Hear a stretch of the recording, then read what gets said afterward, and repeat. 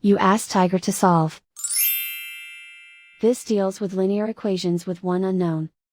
The final result is b equals -2/3. Let's solve it step by step. Simplify the expression. Expand the parentheses. Simplify the arithmetic.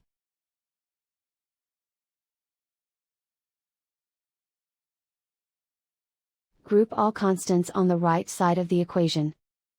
Add 4 to both sides. Simplify the arithmetic.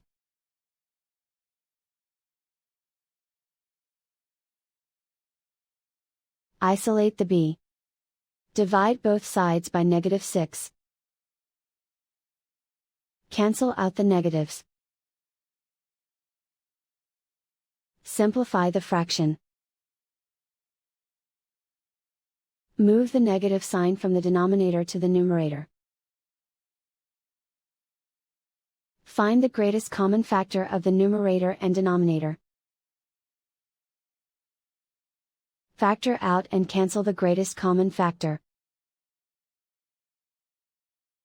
And so the final result is b equals -2/3.